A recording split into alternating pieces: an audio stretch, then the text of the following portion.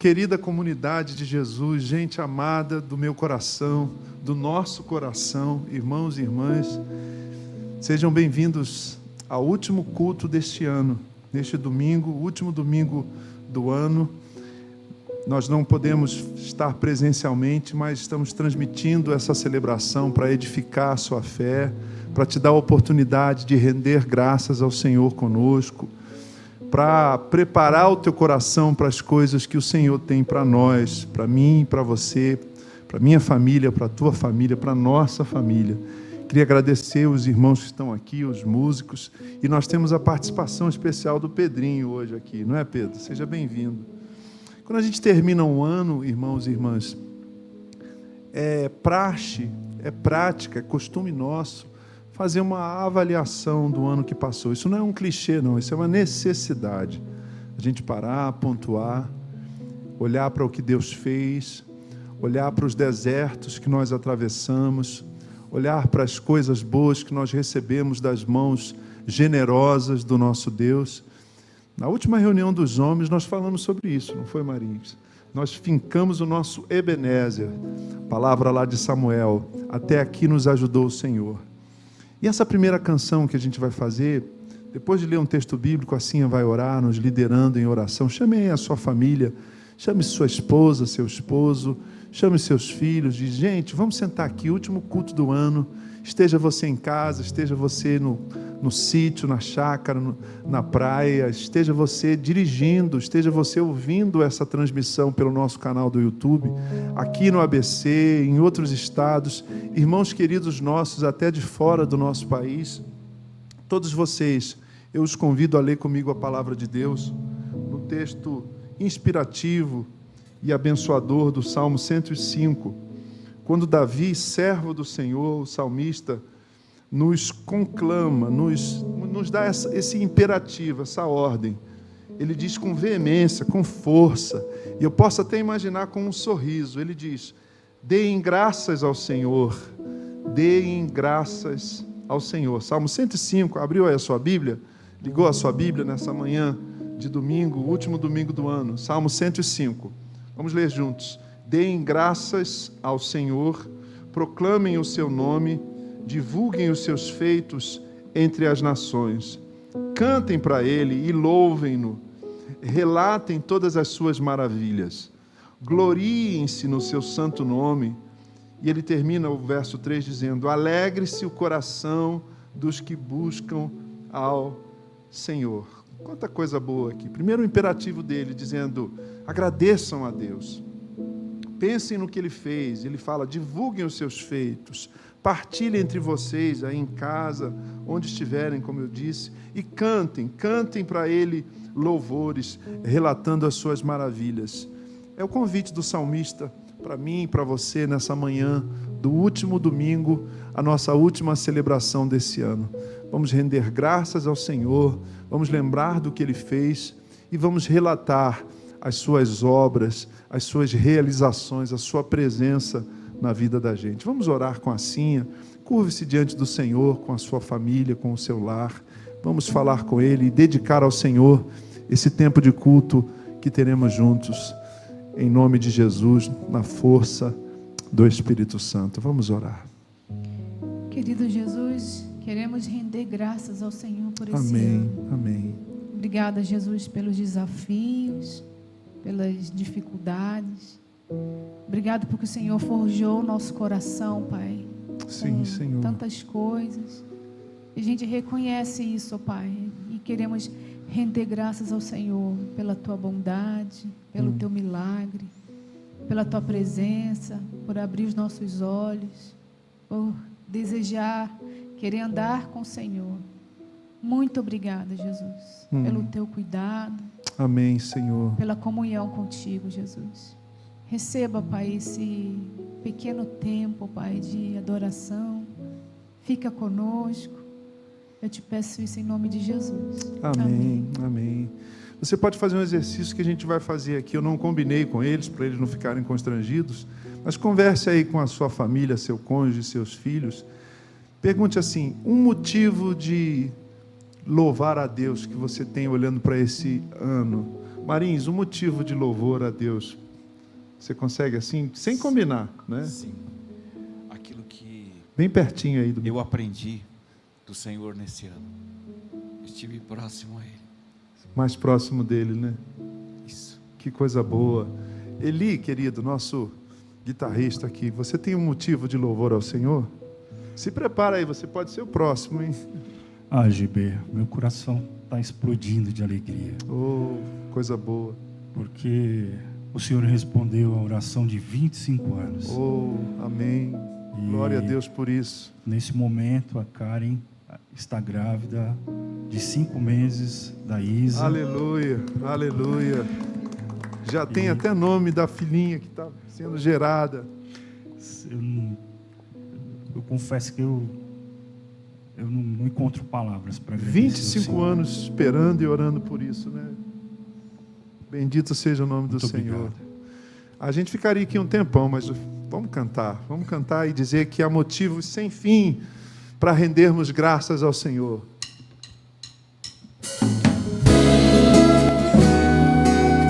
Louve ao Senhor com a gente, conosco. Os irmãos aqui e os de casa, onde estiverem.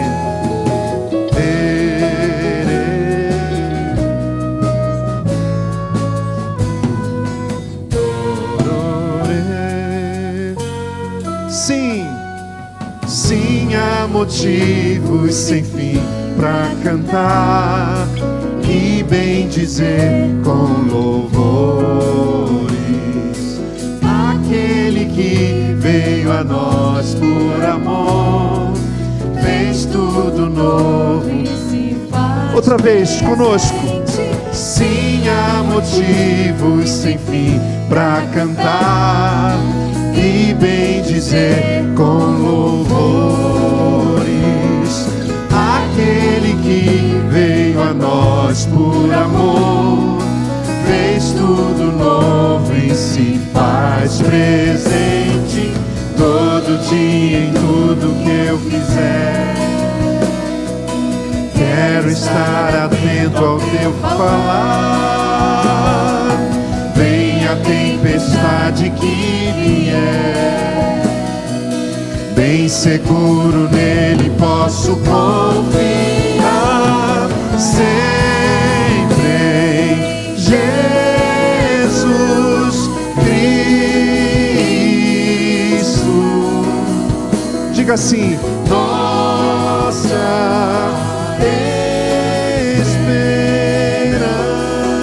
esperança,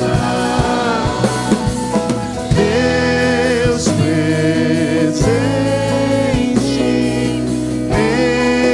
entre nós, palavra viva, verdade e vida, nossa salvação.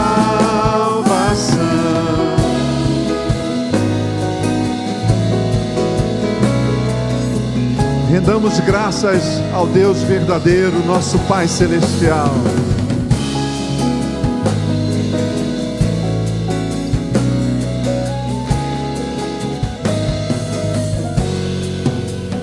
Desde o início, sim, há motivos sem fim. Sim, há motivos sem fim para cantar e bem dizer. Vocês de casa estão cantando conosco? Aquele que veio a nós por amor, fez tudo novo e se faz todo dia em tudo que eu fizer. Quero estar atento ao teu falar.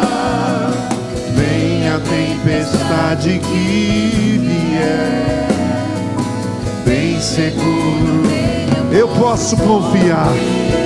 Sempre, sempre em Jesus Cristo, nossa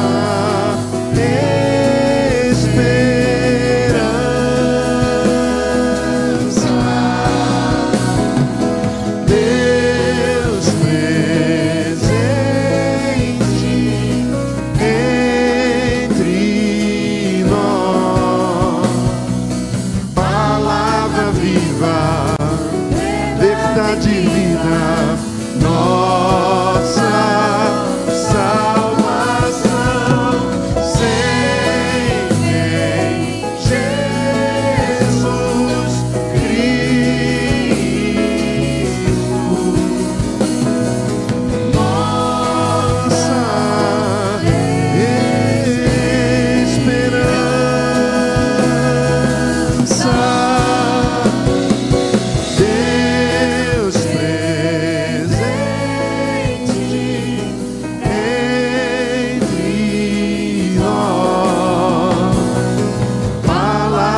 viva, verdade e vida, nossa salvação.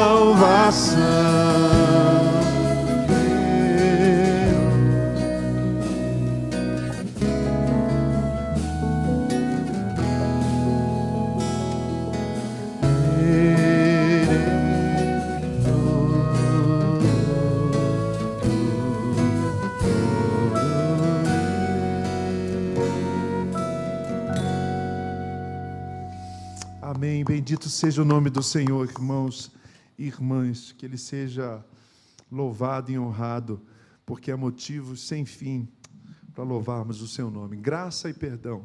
Uma canção bem marcante aqui da história da nossa comunidade. É um dos nossos hinos preferidos. Faz brotar em nós, Senhor, graça e perdão. Que experimentemos a Sua graça e perdão enquanto o Senhor faz brotar em nós verdadeira comunhão e amor. Vamos cantar juntos.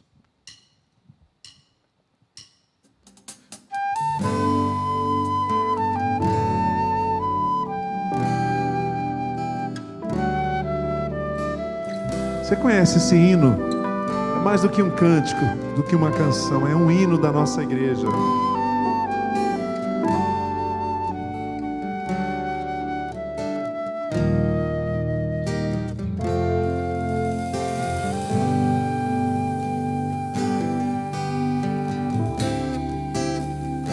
Cante conosco.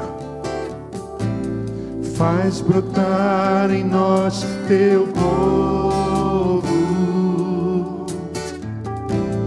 verdadeira comunhão e amor. Faz brilhar em densas trevas luz que invade o coração. E é assim o louvor que queremos ministrar, pois nosso querer é Teu, Senhor. Quando erguemos nossas mãos, erga as mãos conosco, pra Te adorar, em nós fluir toda adoração, concede a graça e o perdão. Faz brotar, Senhor. Faz brotar em nós Teu povo, verdadeira comunhão e amor. Faz brilhar em densas trevas a luz que invade o coração. E é assim o louvor que queremos ministrar, pois nosso querer é Teu, Senhor.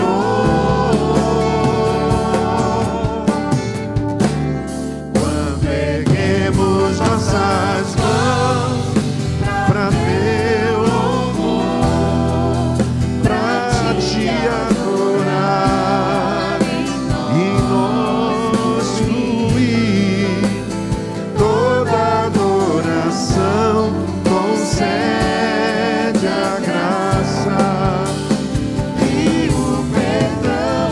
Uma vez mais, quando erguemos nossas mãos, quando erguemos nossas mãos pra Teu louvor, pra Te adorar, e em nós fluir toda adoração, concede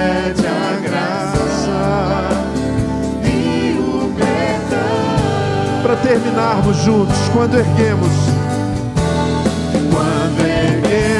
nossas mãos para teu louvor, para te adorar, em nós fluir toda adoração, concede a graça e o perdão.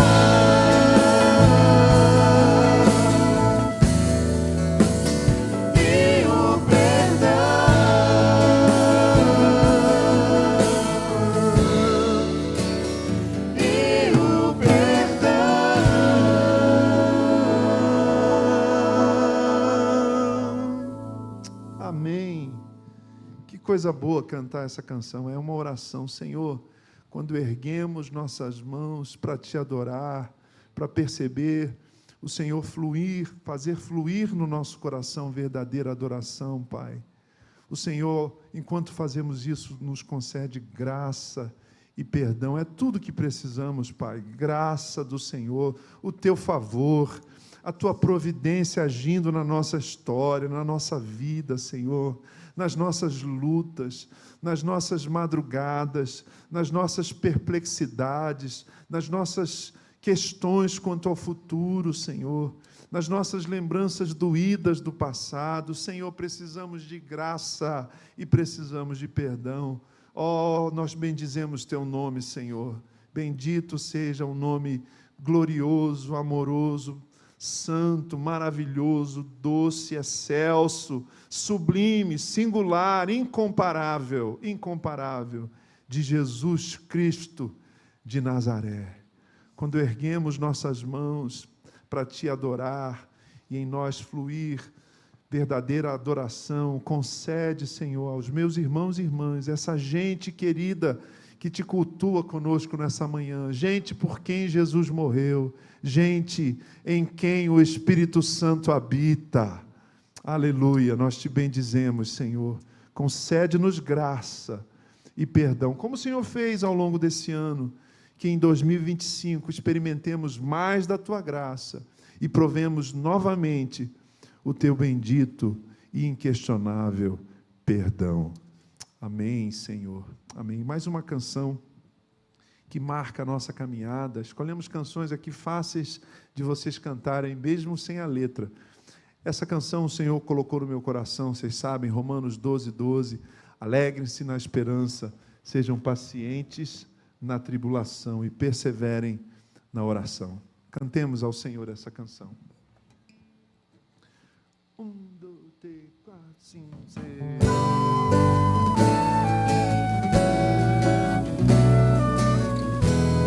Você sabe até de cor. A gente sabe, né?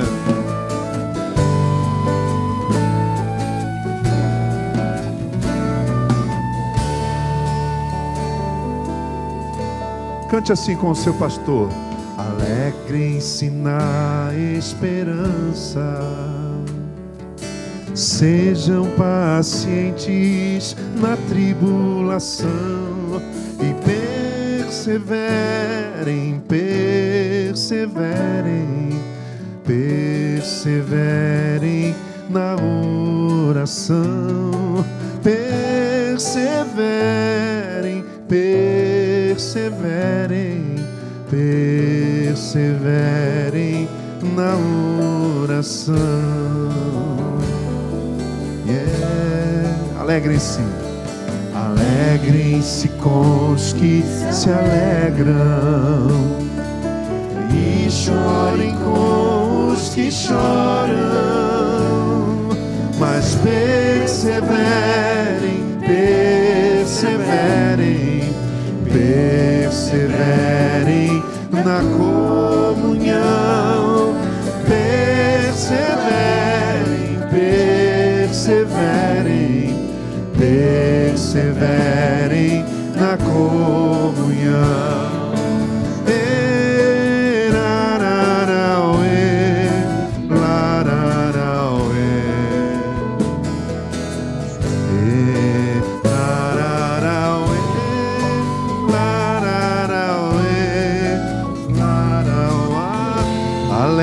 Dance com os que se alegram. E o que mais? E chorem com os que choram.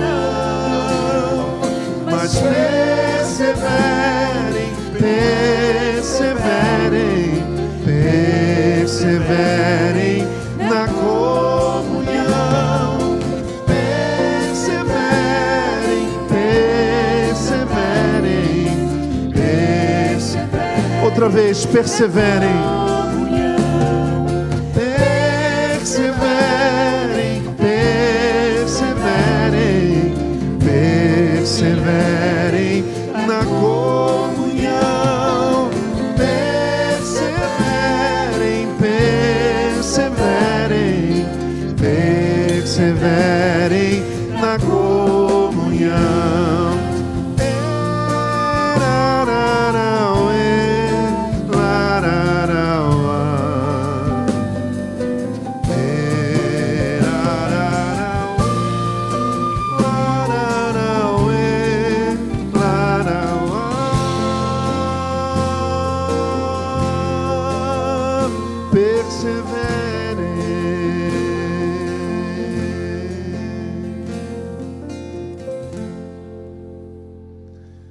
Antes da última canção, eu quero ler com vocês o texto que vai fundamentar a palavra que eu trago da parte do Senhor para o seu coração. A carta magnífica desse estupendo homem de Deus que é o profeta Jeremias. Jeremias é um dos meus heróis. Jeremias, a gente fala homem com H, né? Jeremias era um homem com H, mas um H assim, bold, bem forte, fonte grande. Porque o caráter dele, a perseverança dele em obedecer ao Senhor, mesmo sem ver em vida o resultado do seu árduo trabalho profético. Lá no capítulo 29, acesse aí na sua Bíblia, abra a sua Bíblia. Capítulo 29 da profecia de Jeremias, versos 11 até 13. Diz assim a palavra santa do nosso Deus Santo: porque sou eu que conheço os planos que tenho para vocês, diz o Senhor, planos de fazê-los prosperar e não de lhes causar dano, planos de dar-lhes esperança e um futuro. Então vocês clamarão a mim, virão orar a mim e eu os ouvirei. Vocês me procurarão e me acharão, quando me procurarem de todo o coração. Até aqui, Jeremias 29, de 10 a 13. O tema dessa mensagem é Deus, é tempo de fazer planos. Mas como um cristão, como um seguidor de Jesus Cristo faz planos? Essa canção vai nos preparar, depois os meninos, a banda vai sair, e eu quero dividir com você essa palavra, para a gente fechar o ano, nesse tempo de fazer planos, iluminados, tendo a nossa mente iluminada, o nosso coração tocado e a nossa vontade mexida para realizarmos planos segundo os planos de Deus.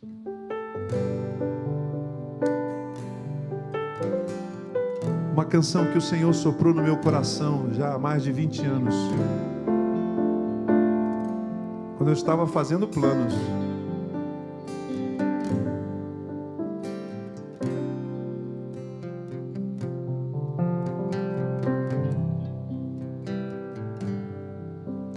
Não a minha vontade, mas a tua. Não a minha vontade, mas o teu querer. Faze a minha vontade ser a tua. E me ensine a Pai obedecer. Não a minha vontade, mas teu plano. Não a minha estratégia, mas a tua mão. Eu sou tão pecador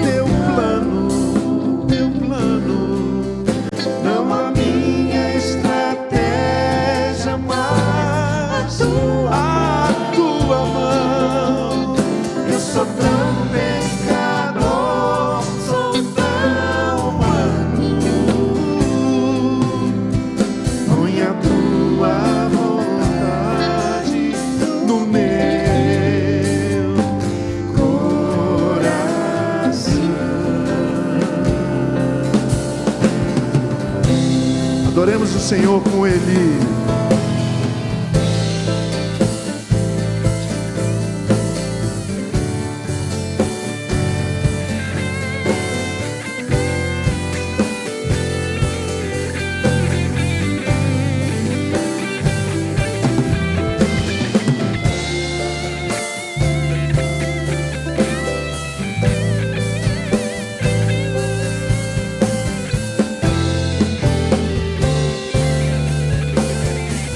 Obedecer por amor.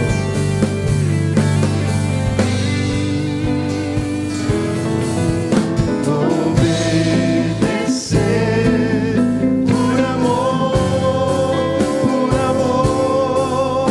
Obedecer por adoração.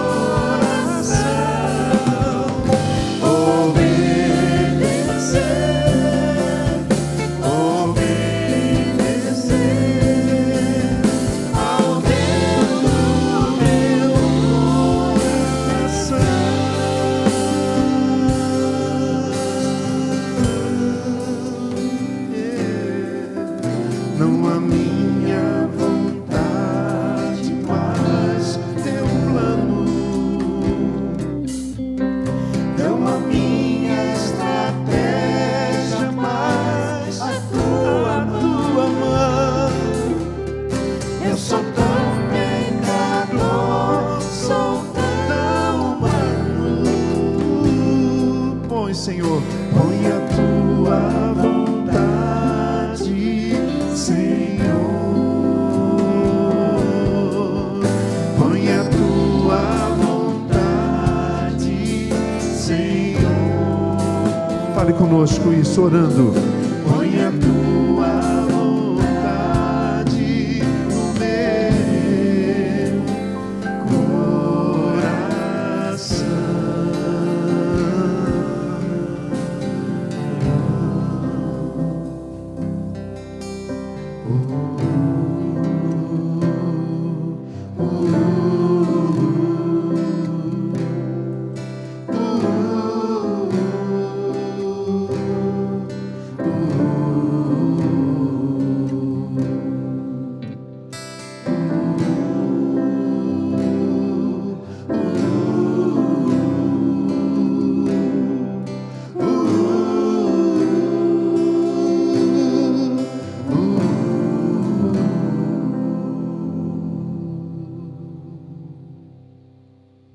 Amém. Obrigado, Mateus. Obrigado, Pedrinho. Pedrinho aí no guitarrelê tocando com a gente. Obrigado, Francisco, Eli, querido. Cinha, querida Iraci, queridos Beto e Bernardo. Que o Senhor os recompense por esse tempo precioso de louvor e adoração.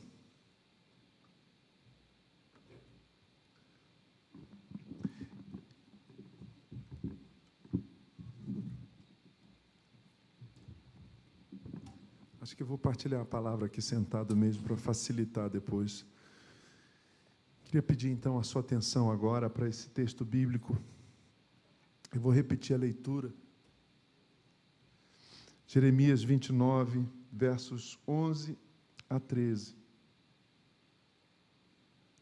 Porque sou eu que conheço os planos que tenho para vocês, diz o Senhor, planos de fazê-los prosperar e não de lhes causar dano, planos de dar-lhes esperança e um futuro.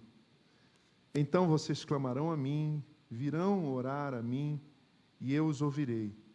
Vocês me procurarão e me acharão quando me procurarem de todo o vosso coração. O tema dessa palavra, dessa mensagem, nessa manhã de domingo, último domingo do ano, é tempo de fazer planos. Vocês já fizeram os seus planos ou vão esperar o dia 1º? Dia 1º, muita gente faz a sua lista, né, de intenções. E dizem que antes de terminar janeiro, essa lista já foi para o beleléu, né? Eu não sei se você já parou para fazer os seus planos, para fazer o seu planejamento. Mas fazer planos é importante demais. Eu tenho um amigo um amigo que é pastor, e ele foi muito importante na minha caminhada.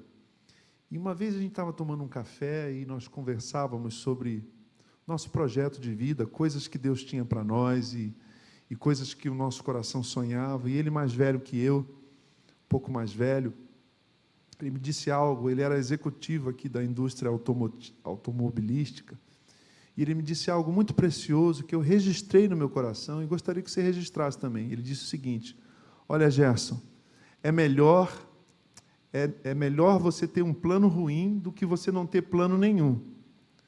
É melhor você ter um plano ruim do que não ter plano nenhum. Um plano ruim é melhor do que plano nenhum.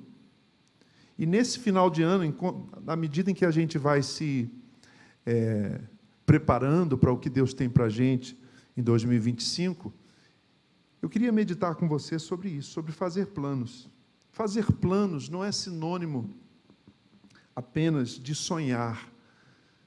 Você faz um plano porque você sonha. Você quer um carro, então você planeja a compra desse carro, você poupa, você economiza.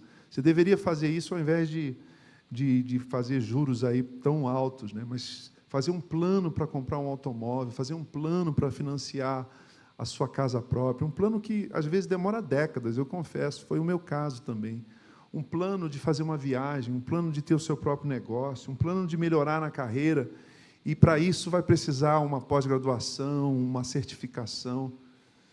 Mas fazer planos não é apenas sinônimo de sonhar, pelo contrário, fazer planos é sinal para mim, olhando para a minha própria história, fazer planos é sinal de responsabilidade. Fazer planos é sinal de responsabilidade, mas também revela uma excelente, queridos irmãos e irmãs, uma excelente marca de caráter. Quem faz planos tem no seu caráter uma característica chamada precaução. A pessoa precavida, ela faz planos. Quando a gente viaja com a família, assim a planeja com antecedência. A mala é bem caprichada, devo dizer aqui, né? Sempre faço um comentário aqui doméstico. É uma mala que tem até coisas excessivas, mas é melhor errar pelo excesso do que pela falta. Então, fazer planos revela essa responsabilidade que todos nós devemos ter. Fazer planos revela precaução, essa marca de caráter. Fazer planos, dizem os americanos, os norte-americanos, ele tem um provérbio que é muito interessante. Ele diz o seguinte: se prepare para o pior e espere o melhor. Concorda, Marins? Se prepare para o pior, mas otimistamente, com fé, espere o melhor. Mas você tem que se preparar para o pior. Se você se preparar para o melhor e vier o pior, vai te pegar assim, não é? Meio assim, desprevenido, sem recurso. Você vai ser surpreendido pela dificuldade. É tempo de fazer planos. O texto que nós lemos nessa carta que o Senhor manda Jeremias levar para os exilados, isso é um trecho de uma carta. Você pode ler depois Jeremias, capítulo 29, inteirinho, que começa assim: este é o conteúdo da carta que o profeta Jeremias enviou de Jerusalém aos líderes que ainda restavam entre os exilados. O povo estava exilado, estava na Babilônia, e o Senhor diz para Jeremias, o Senhor torna o profeta Jeremias. O profeta Jeremias já era um mensageiro, mas Deus o transforma num carteiro. Você vai levar uma carta para o povo que está exilado na Babilônia. E aí ele fala várias coisas, eu vou comentar daqui a pouquinho, quando a gente olhar o contexto. Mas quando a gente chega no verso 10, nós lemos essa afirmação de Deus, do Senhor, o Deus de Jeremias, o Deus de Israel: porque sou eu que conheço os planos que tenho para vocês. Veja, irmãos e irmãs, gente querida, Deus tem planos. Deus faz planos. Nada, Francisco, pega Deus de surpresa. Se a gente vai fazer uma viagem para um país que está nevando agora no inverno do hemisfério norte, você tem que levar agasalho, etc, etc. E tem que levar uma bota de neve. Se você esquecer, puxa vida, uma nevasca de 1 metro de neve, uma vez no Canadá, em 1993, a primeira viagem que eu fiz para o exterior, eu fui para a divisa dos Estados Unidos com o Canadá e caiu uma tempestade de neve, teve 2 metros de neve e eu não tinha bota de neve, snow boots. Eu não planejei, eu não me preparei. Você imagina que o Todo-Poderoso, que aquele que é onipotente, onipresente, onisciente, tem surpresas assim? Será que Deus faz uma viagem e aí chega lá, cai uma neve e ele não tem calçados apropriados para andar? Será que a guerra da Ucrânia pegou Deus de surpresa? Será que a guerra da faixa de Gaza pegou Deus de surpresa? Será que essa subida do dólar surpreendeu o Todo-Poderoso?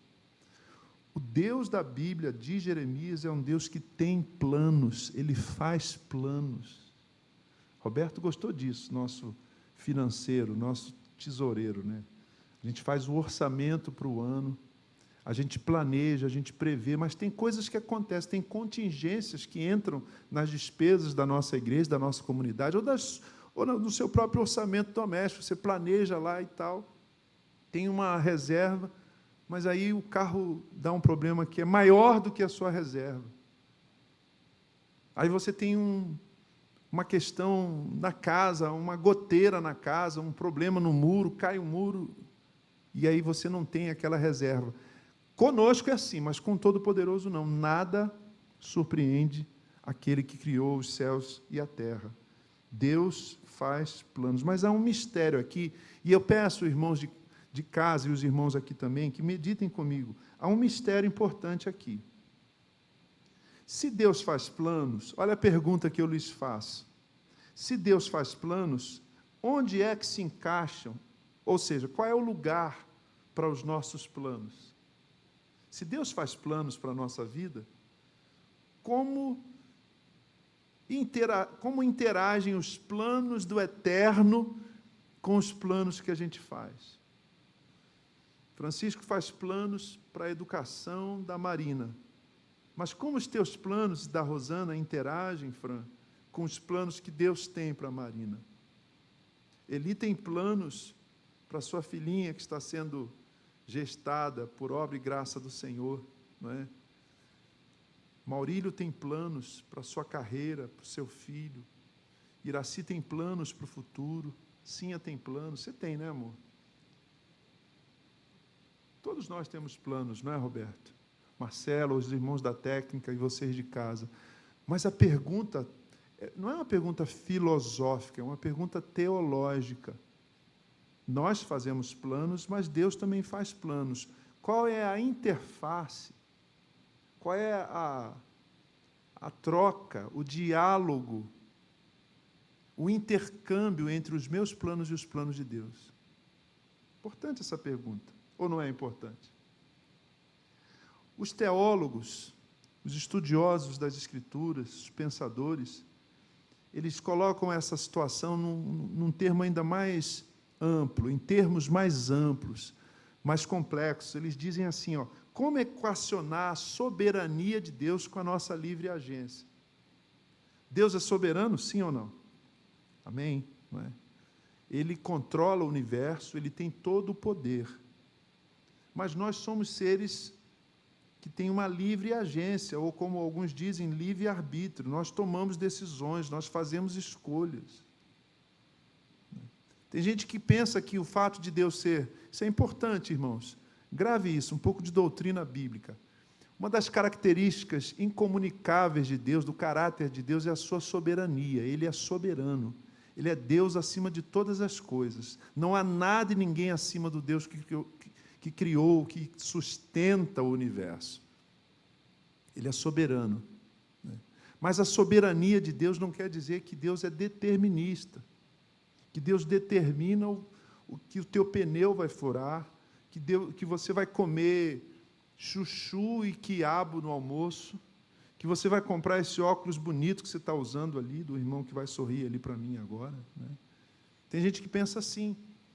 Tem gente que se perde na reflexão sobre a soberania de Deus e mistura isso com um determinismo que, às vezes, até flerta com o sentido de destino lá dos gregos. Né?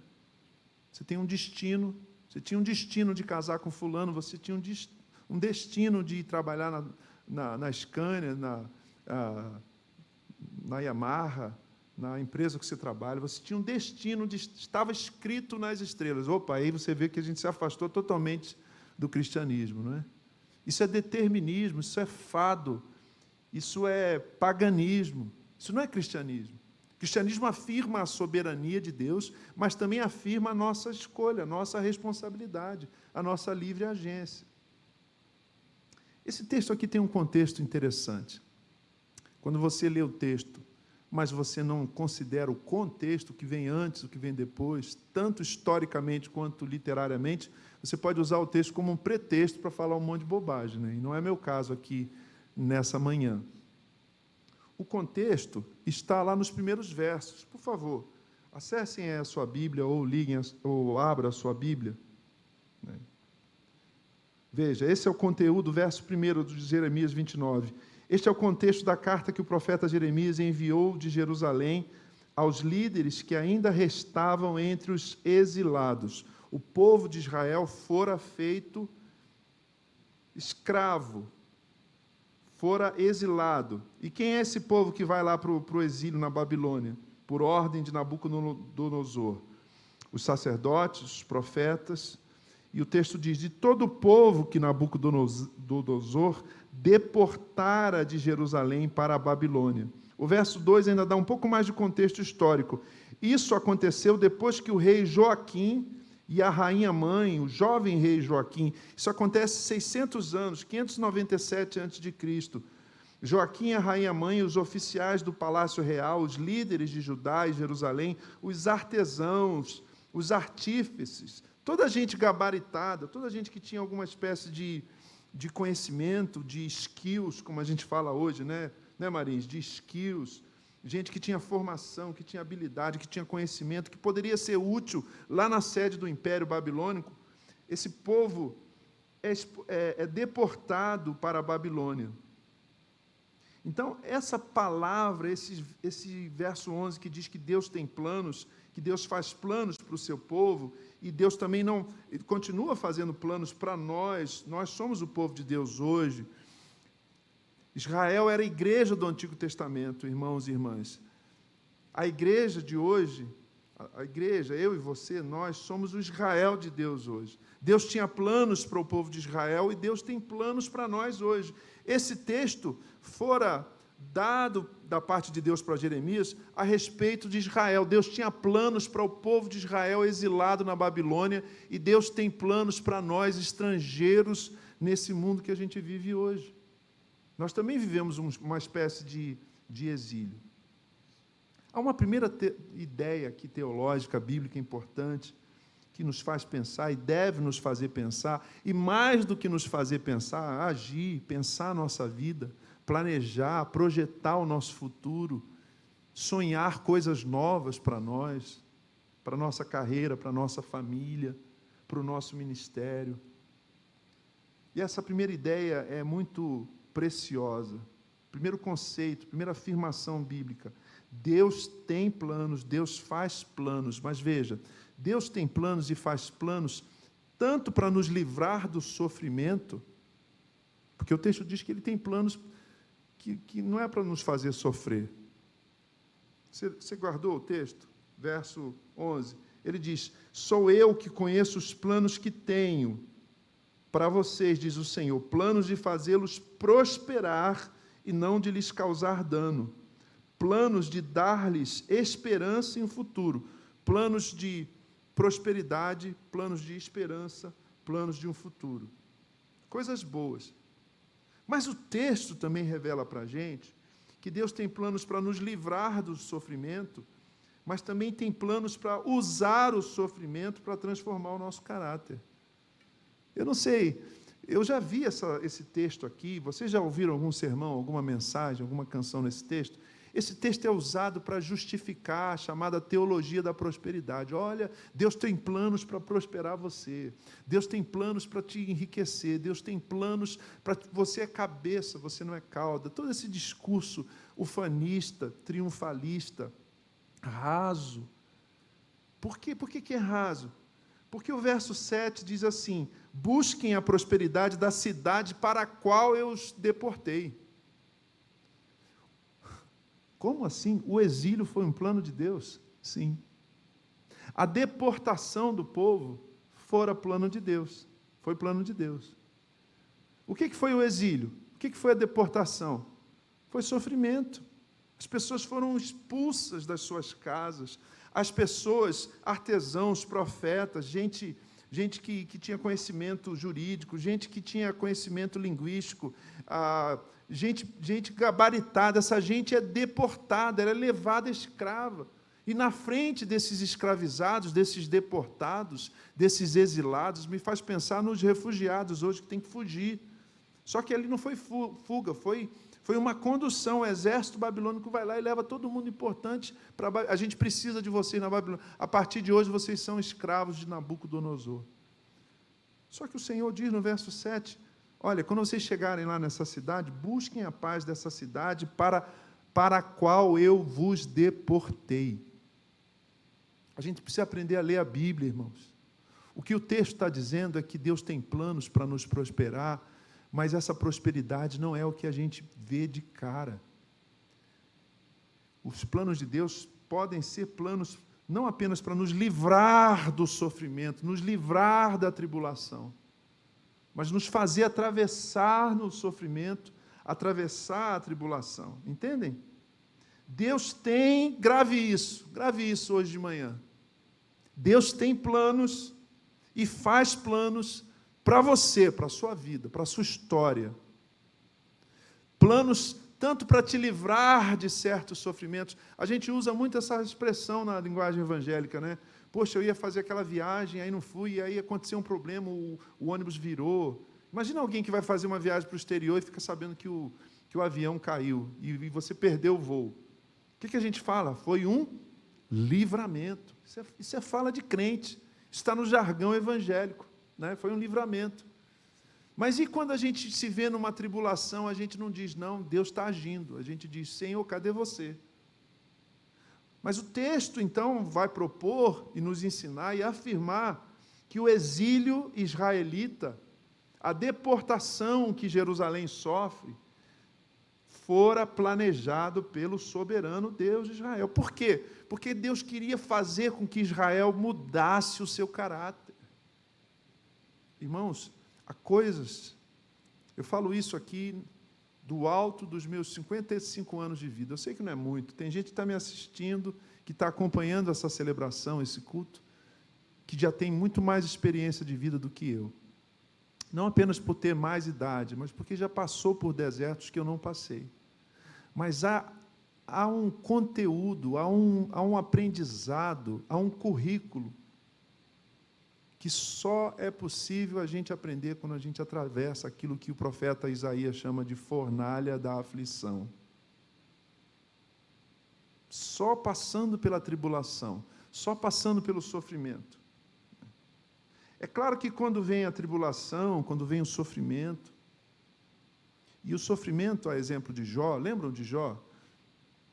Eu já lhes falei a esse respeito. Jó é atacado nas áreas mais críticas da vida. Quais são as 3 áreas críticas da vida? Outro dia eu vi o Luiz Felipe Pondé, um filósofo, professor da PUC, judeu, ateu, né, falando coisas que a gente vê aqui na história de Jó. Ele diz assim, olha,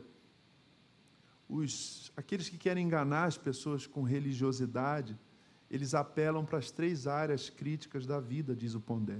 Quais são as 3 áreas críticas da vida? Saúde, o que mais? Grana, trabalho, né? As coisas estão conectadas. Eu trabalho para ter grana, eu tenho grana porque eu trabalho. Então, a primeira área crítica da vida é a saúde. Tem até um provérbio que o pessoal diz, saúde e paz, o resto a gente corre atrás. Né? Então, saúde. Segundo, dinheiro, carreira, trabalho. E a terceira área crítica da vida, qual é? Família. Jó se vê atingido pelo sofrimento nas 3, ao mesmo tempo, simultaneamente. Tempo real, como a gente fala hoje, né? Linkado. Ele perde a família, os filhos morrem. Acontece uma catástrofe com os seus rebanhos, ele perde a sua riqueza. Jó não tinha dinheiro investido em renda fixa, ele tinha rebanho, certo? Ele perde os seus rebanhos, ele perde o seu patrimônio. E aí a esposa dele chega para ele e fala assim, quando ele se vê cheio de feridas purulentas, né? E ele estava lá lamentando aquela tragédia toda, aquela catástrofe toda, porque é muita tragédia, como diz o Maurílio, né? Muita tragédia, né? E aí a esposa dele chega para ele, que era para ser o último depositário de esperança, a última reserva de esperança, né? A esposa chega assim para ele com um ar cínico e diz assim, você ainda se mantém crente, abandona esse Deus e morre. Porque que Deus é esse que permite que você perca sua família, que você perca seu patrimônio e que você perca a sua saúde? Porque aos olhos dos incrédulos, o sofrimento, não só dos incrédulos, de muito crente, o sofrimento é resultado de pecado. Os amigos de Jó propõem isso, eles falam, você está sofrendo porque você pecou. Qual é o seu pecado, Jó? Você pecou muito para estar sofrendo desse tanto, desse tamanho. E Jó fala, gente, eu não lembro de nada, sou temente a Deus, a minha consciência não me acusa de nada. A gente chama isso de lógica da retribuição, né? Você, até nas historinhas de Papai Noel, você ajuda a velhinha a atravessar a rua, você faz sua boa ação todo dia, no final do ano, o bom velhinho te traz um presente, né? Ou seja, coisas boas acontecem para pessoas boas. E coisas ruins acontecem para as pessoas ruins. Mas essa lógica não funciona nesse mundo caído e misterioso. Coisas boas acontecem para pessoas ruins. Ou você não conhece alguém que não merece ter a casa que tem, o carro que tem, a esposa que tem? E coisas ruins acontecem para pessoas boas como eu e você. Não estou dizendo que nós somos melhores do que ninguém, mas nós somos tementes a Deus. Crente fica doente. Crente tem problema na família. Crente fica sem dinheiro, fica desempregado. Sim. Então, quando a tribulação vem, a gente costuma fazer a seguinte pergunta. Você já fez essa pergunta, você de casa? Por que Deus está permitindo isso? Por que eu estou passando por isso? Se eu sou fiel, se eu sou cristão, se eu sirvo na igreja, se eu sou dizimista, se eu ajudo os missionários, se eu sou voluntário no asilo, se eu. Essa lógica dos amigos de Jó, a gente aplica para nós também, né? Sabe por que a gente passa por sofrimentos, irmãos? Sabe por que nós atravessamos desertos, enfrentamos tribulações, vicissitudes, provações?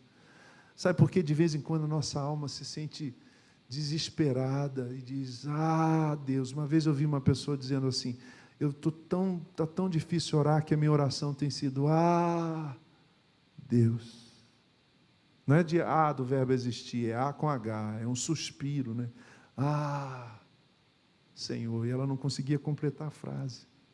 Tamanha era a sua dor e o seu sofrimento. A resposta da Bíblia por que sofremos é porque Deus é Deus. Porque Deus é soberano. Porque, como disse Tim Keller, pastor Tim Keller, e ele diz isso, queridos e queridas, quando ele estava lutando com o câncer que o levou. Ele teve um câncer na tireoide, ficou 20 anos curado, e depois o câncer volta. E o Senhor o leva, mas ele escreve um livro chamado Encontrando Deus no Meio do Sofrimento, no qual ele disse o seguinte, eu aprendi que Deus não nos abençoa apesar do sofrimento, mas muitas vezes Deus nos abençoa através do sofrimento. Se fosse um teólogo dentro de um gabinete com ar-condicionado, escrevendo no computador, não ia dar muita bola não, mas ele escreve isso com câncer. E nós recebemos aqui uma família que é membro da igreja do Redentor, The Redeeming Presbyterian Church, a igreja presbiteriana do Redentor em Nova York. E eu citei o Tim Keller um domingo desse, e essa família estava aqui, ela disse, pastor, eu conheço a esposa do Tim Keller, eu conheço os filhos do Tim Keller, um deles é pastor. E até hoje eles choram, porque eles não entendem o mistério de Deus ter levado o seu pai, o seu esposo, um homem que escreveu mais de 30 livros, influenciou toda essa geração, né? Por que Deus permite que um servo dele passe por sofrimento? Porque Deus é Deus. Vocês estão entendendo? Porque Deus é soberano. Ou seja, quando a gente relê o verso 11, volte para o verso 11. Porque sou eu que conheço os planos que tenho para vocês. Deus tem planos, Deus faz planos. E os planos de Deus têm a ver com prosperar a nossa vida. E não de nos prejudicar, planos de nos trazer esperança e um futuro. Mas quando a gente vai para o verso 7, ele diz: busquem a prosperidade da cidade para a qual eu os deportei. Então é preciso ler a Bíblia com calma, irmãos, sob a luz do Espírito Santo, senão a gente se confunde. O texto diz que Deus tem planos de nos prosperar, mas o texto também diz que Deus tem planos de levar o povo para o cativeiro. É que a prosperidade de Israel só aconteceria depois da experiência do cativeiro, do exílio. Israel não estava pronto para ser próspero.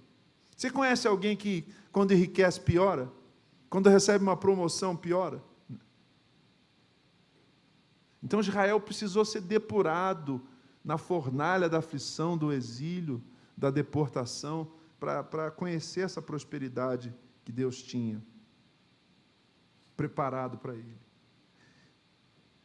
Então, no ocaso de 2025, né, no entardecer de 2025, que o teu coração, que o meu coração, olhe para esse texto, para essa palavra preciosíssima. Irmãos, isso aqui é precioso, isso aqui dá norte, porque eu enfrentei dores bem doídas, sem querer ser redundante, bem dolorosas, sem querer fazer um pleonasmo, né? Dor só pode ser dolorosa, né? Mas eu enfrentei umas dores muito dolorosas, e vocês enfrentaram também, nesse ano de 2024. E a gente deseja, a gente sonha, a gente planeja que na família, que nas finanças, no trabalho e na saúde a gente esteja melhor em 2025. Mas esse texto, muito mais do que uma conversinha assim para dar um up, sabe? Adeus, ano velho, feliz ano novo, que tudo se realize no ano que vai nascer. Muito dinheiro, você conhece esse louvor? Muito dinheiro no bolso, saúde para dar e vender. Só faltou a família, né? Na foto da margarina, né? Do comercial da Doriana, né? Muito mais do que um jingle de ano novo, quando o pessoal já tomou mais do que devia, vestido de branco, sei lá como, né? Nos rituais aí de Réveillon. Esse texto ele tira as vendas dos nossos olhos. Por quê? Porque ele diz assim: faça planos, mas não se esqueça que Deus tem planos para os teus planos. Faça planos, mas diga: Senhor, que os meus planos sejam os teus planos. Faça planos, mas entenda que os teus planos precisam estar sobre os planos de Deus. Deus tem planos, e sobre o alicerce dos planos que Deus tem para a sua família, sobre o alicerce, o fundamento, a sapata, a base, o chão, a estrutura dos planos que você tem para a sua carreira. Vá para a academia, como eu canto lá naquela minha canção hoje, né? Mais legumes, verduras e mamão, né? Tome os seus suplementos, né? Se cuida, mas entenda que Deus tem planos para a sua vida. Os nossos dias estão contados pelo Deus que nos deu a vida. Entende, Francisco? Entende, irmãos? Entende, Maurílio? Deus é soberano e Ele tem planos de nos prosperar, mas Ele também tem planos de nos levar para situações que a gente não vai gostar. Eu não gostei de situações que eu vivi esse ano. Mas lembram de José? Domingo passado, no culto de Natal, eu disse que quando José fica sabendo, Mateus capítulo 1, quando José fica sabendo que Maria estava grávida, aquela adolescente, sua noiva, ele não podia abandoná-la. O noivado era um contrato de casamento. Não é como o noivado hoje, tinha testemunhas. Era só através de um processo legal Ele fica sabendo, mas como assim? Eu não tive nada, nós não consumamos o nosso casamento, ela está grávida. Aí o anjo do Senhor aparece durante a noite e diz: José, não tema receber Maria como sua esposa, porque o que nela está sendo gerado é obra do Espírito Santo. E eu afirmei uma coisa para os irmãos que é existencial, não é uma ideia aqui da minha cabeça, é existencial, diante de coisas que eu enfrentei, que eu vivi nos últimos anos, especialmente nesse ano. Muitas vezes o que a gente chama de crise é o Espírito Santo agindo na nossa vida, porque o Deus da Bíblia tem planos para nós. Amém?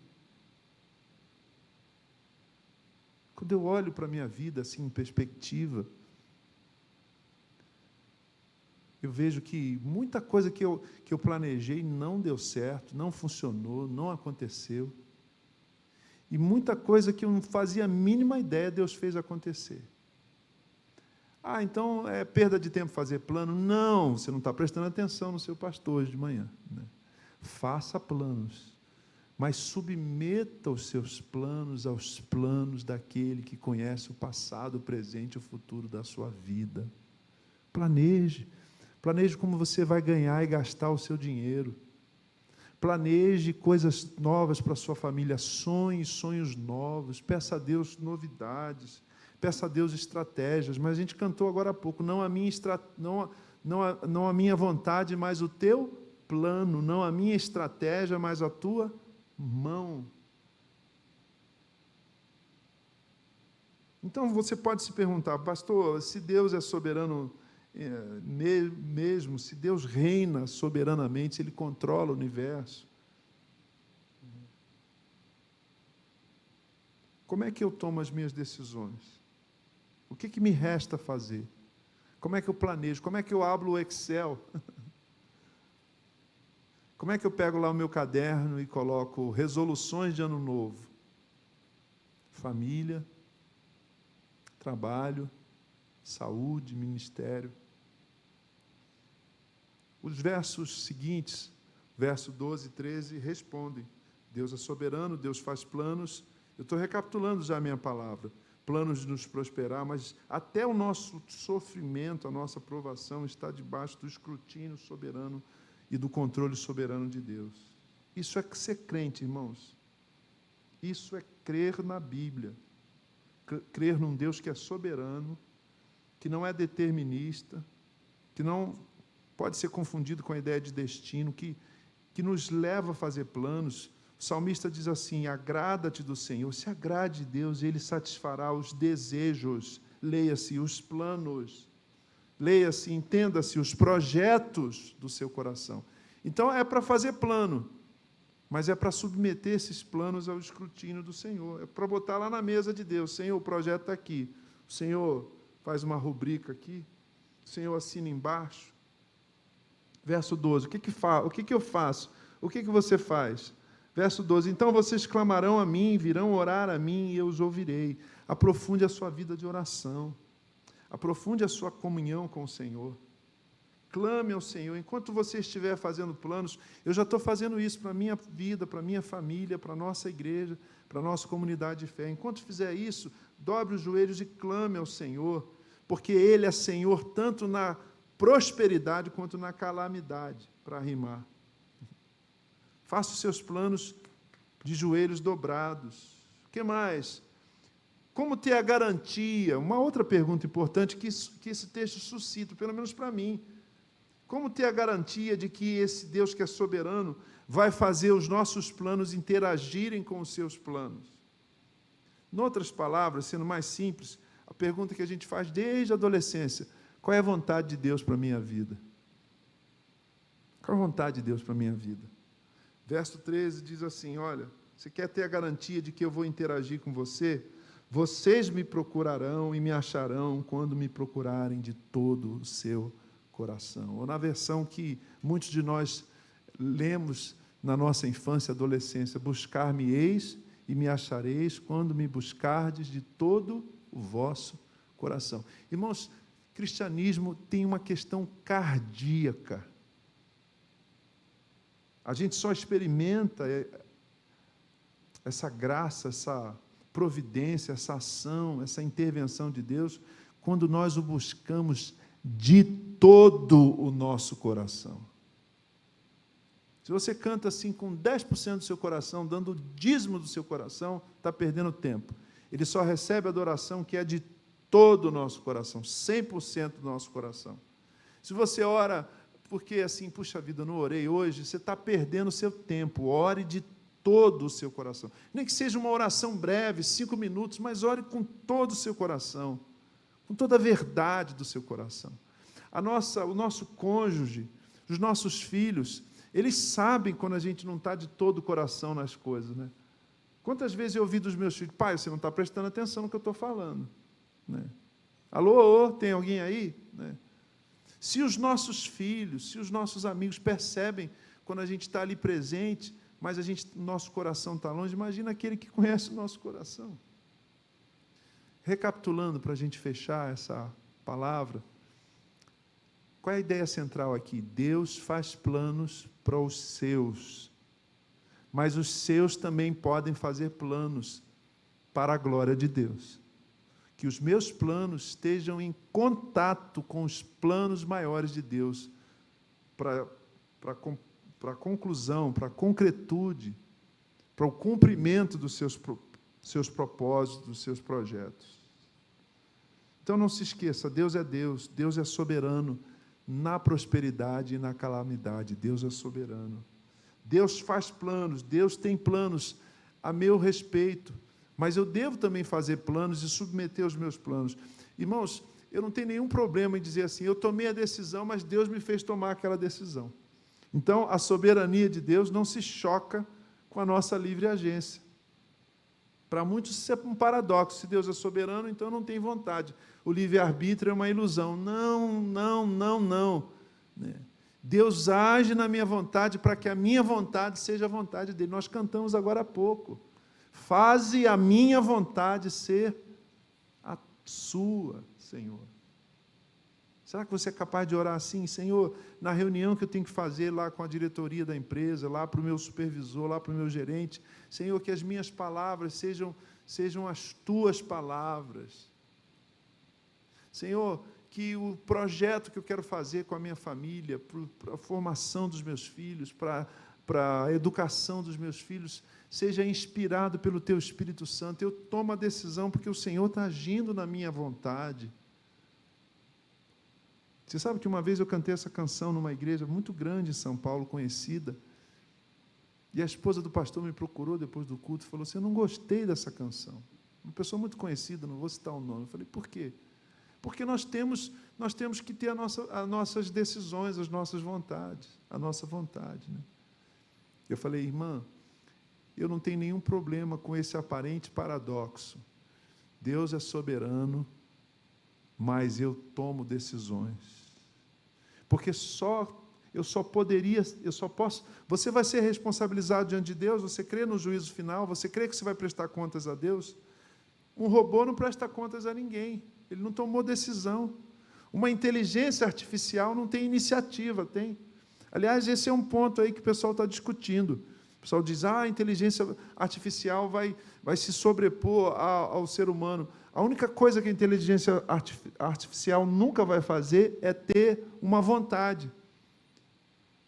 A inteligência artificial, seja qual for, o ChatGPT, a Meta, seja qual for, ela não vai acordar de manhã e vai falar assim, estou com vontade de fazer uma canção, e vai criar uma canção. Ela pode até criar uma canção lá, uma letra de uma música, uma pintura, um quadro. Se algum ser humano que é livre, que tem uma livre agência, que tem vontade, diz assim, eu quero fazer uma canção, e usa a inteligência artificial.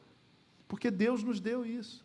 E um dia nós prestaremos conta de todos os nossos atos diante do Senhor. Um amigo uma vez disse, citando Francis Schaeffer, que Deus colocou aqui em nós, a gente não vê, mas a gente tem aqui um gravador, que quando a gente nasceu, ele apertou o REC.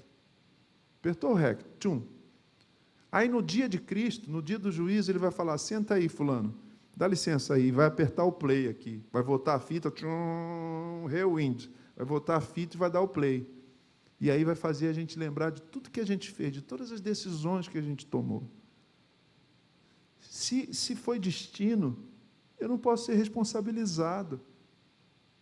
Se foi tudo determinado com Deus, eu não posso ser responsabilizado, mas se eu posso tomar decisões, eu posso ser cobrado pelos meus atos. E isso, irmãos, me traz uma profunda humildade e uma oração verdadeira. Senhor, tem misericórdia de mim, faze a minha vontade ser a tua, para a glória do teu nome. É isso que Jeremias nos diz, porque sou eu que conheço os planos que tenho para vocês. Deus tem plano para vocês. Deus tem plano para você, Deus tem planos para você, Deus tem plano para você, para todos nós, para vocês de casa. Pastor, mas e os meus planos? Faça os teus planos e pergunte ao Eterno: Senhor, como o meu projeto de vida se adequa, se encaixa, interage? Que palavra usarmos? Né? Dialoga, troca com os planos que o Senhor tem para nós, porque os teus planos são de me fazer prosperar e não de me causar dano, até quando eu acho que está doendo, até quando eu acho que não é legal, mas são planos que vão me dar esperança e um futuro. E eu termino, antes de orar por você, chamar o Beto para uma participação, e a gente terminar com a bênção e desejando que os planos de Deus se cumpram e se fundam. Olha que bonito agora, achei a palavra. E se mesclem, e se fundam, né? Se misturem, se amalgamem. Dá para falar assim? Amálgama. Né? Que haja uma amálgama. Sabe aquela massinha que o dentista faz com vários elementos, faz uma amálgama para obturar sua cárie? Que os seus planos tenham uma amálgama com os planos de Deus, que você já não saiba mais aonde termina o seu plano e onde começa o plano de Deus. Onde começa o plano de Deus e termina o seu plano. Porque Paulo disse que nós temos a mente de Cristo. Se a gente vive no Espírito, se a gente tem comunhão com o Senhor, se a gente tem uma vida de oração verdadeira, profunda, de dependência do Senhor, quando a gente planejar, é Deus planejando. Quando Deus planejar, é a gente planejando. Olha que beleza. Né? Eu lembro de Provérbios 16, versos 1 a 3. O pregador, o Eclesiastes, diz: ao homem pertencem os planos do coração, mas do Senhor vem a resposta da língua. Todos os caminhos do homem lhe parecem puros, mas o Senhor avalia o espírito. Consagre ao Senhor tudo o que você faz, e os seus planos serão bem-sucedidos. Consagre ao Senhor tudo o que você faz. Consagre ao Senhor tudo que você sonha para 2025 and beyond, para 2025 e além, né? Não tinha aquela coisa lá do Lightyear, lá do Toy Story, né? Para o infinito e além, né?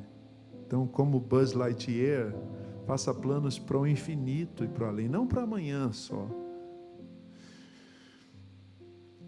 A gente superestima o que a gente pode fazer na nossa vida em um ano. Daqui a um ano eu quero ter um outro carro, daqui a 2 anos eu quero falar inglês. Mas a gente subestima o que a gente pode fazer em 5, 10 anos com a nossa vida. Se você sonhar, você precisa de mais recurso financeiro. Então, que tal você pensar, daqui 5 anos eu quero ganhar o dobro do que eu ganho hoje? O que você vai fazer para chegar lá? Ô pastor, virou coach? Não. Só estou ampliando aí os teus horizontes. Não fica pensando só em 2025, não. Pense no infinito e além, como diz o nosso irmão Buzz Lightyear. Como é que essa pós-graduação que eu quero fazer tem reverberação para o infinito e para além, né? Esse mestrado, essa certificação técnica, né? Essa casa que eu quero comprar, essa chácara, esse carro maior, como é que isso vai repercutir para o infinito, para além, para o reino de Deus, para a bênção da vida das pessoas? Queria chamar de novo os músicos aqui para a gente terminar cantando mais uma vez a segunda estrofe e o coro dessa canção. Provérbios 16, verso 3, fecha com chave de ouro essa reflexão de Jeremias 29, versos 10, 11, 12 e 13. Ao homem pertencem os planos do coração. É tempo de fazer planos. Mas do Senhor vem a resposta.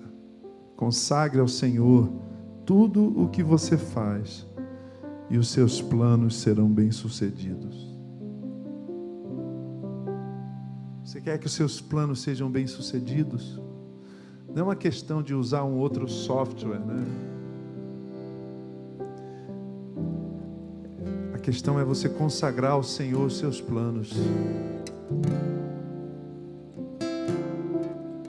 Faze a minha vontade ser a sua,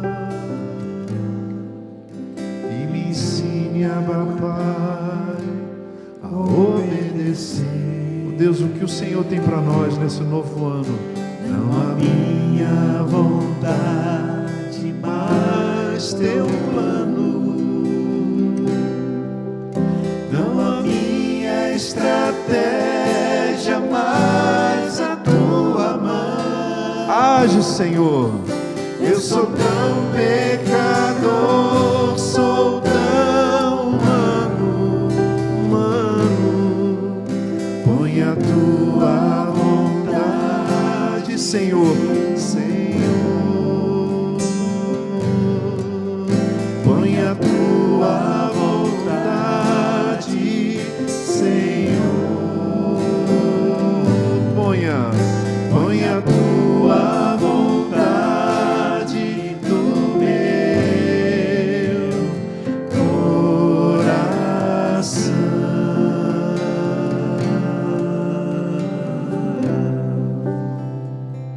Senhor, aplica a tua palavra ao coração e à mente, à vida dos meus irmãos e irmãs que estão cultuando ao Senhor nessa manhã. Que 2025, Senhor, seja um ano não simplesmente de prosperidade, mas de experiências com Deus. Que seja um ano, Senhor, não apenas de conquistas, bem-vindas,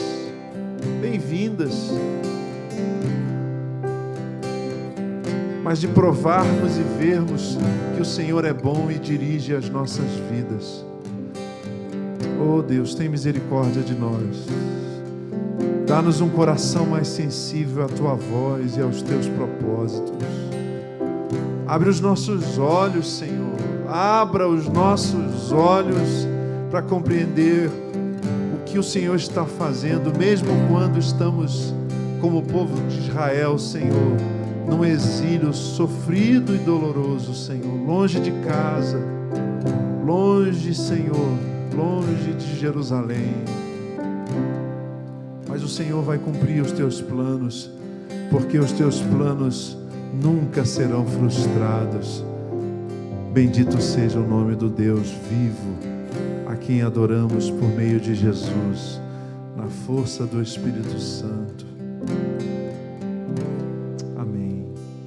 Antes de terminarmos com a bênção, fique aqui. O Beto tem uma palavra para a igreja. Em janeiro, queridos, nós não teremos as classes do Ministério Infantil, é recesso do Ministério Infantil. A gente já avisou, mas é importante lembrar aos pais, às famílias, podem vir com as suas crianças para o culto.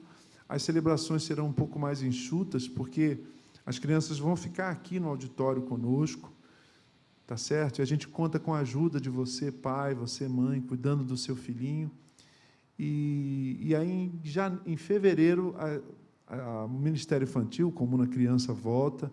É um tempo de descanso para mais de 30 voluntários que cuidam do seu filho. Então, contamos com a sua compreensão, mas não deixe de estar presente aqui conosco, pode vir. Não fique só em casa, não fique só na transmissão, não, venha estar conosco. Os adolescentes voltam na segunda quinzena de janeiro, segundo os seus líderes. Os jovens voltam em fevereiro, assim como as mulheres e os homens. Alguns pequenos grupos, alguns cafés vão se reunir, mas essa é a orientação minha e do Conselho de presbíteros da nossa igreja. Uma coisa importante também é lembrar os irmãos que nós não teremos nosso tempo de oração das quartas-feiras. Eu estarei de férias a partir do dia 15, descansando um pouco, recarregando as baterias. Depois a gente volta full power, não é, Beto? Dá o seu recado também importante para os nossos irmãos e irmãs. Sobre os dízimos e ofertas, né? Sim. Nós temos planos, fazemos planos e fizemos planos. E os submetemos ao Senhor. Né? Durante esse finalzinho de ano, mas nós precisamos da chancela do Senhor. Amém. Precisamos da chancela do Senhor, aquilo que é a aprovação de Deus. E eu gostaria de desafiá-lo, você, nos seus dízimos e ofertas, no qual você tem recebido aquilo que Deus tem dado a você, para que você possa colocar como planos diante do Senhor, diante da tua igreja, aquilo que você pretende fazer durante esse próximo ano. Né? E eu lembrei do pastor Ivo, uma vez ele disse o seguinte, aliás, mais de uma vez, ele falou assim, olha, saia de férias, mas que a sua contribuição não saia de férias, senão o tesoureiro fica desesperado. Fica desesperado. Aí o tesoureiro pede demissão. Põe o cargo à disposição do pastor. Foi. Mas que o Senhor possa colocar no seu coração aquilo que há de desejo, aquilo que Ele tem colocado na sua vida, que você possa retribuir e colocar diante do Senhor. Isso, contribua com alegria, né? Amém, Beto. Vamos orar pelos necessitados. Se você tem uma necessidade, aí onde você estiver, na sua casa ou aqui também, curve-se diante desse Deus que é soberano. Essa é a mensagem dessa manhã. Deus é soberano, Deus é Deus. E Ele tem planos e Ele faz planos. Os planos de Deus, de Jeremias, são para nos prosperar e não nos trazer danos. Planos de nos dar esperança em um futuro. Mas Deus também planeja, muitas vezes, momentos difíceis. Porque nesses momentos nós aprendemos a depender mais do Senhor. E aí o nosso caráter sai como ouro, depois de aquecido no fogo. Se você tem uma necessidade na sua família, na sua vida profissional, financeira, na sua saúde, curve-se diante do Senhor. Vamos orar com o Beto e depois vamos terminar recebendo a bênção. E aproveite esse último final de semana com a sua família.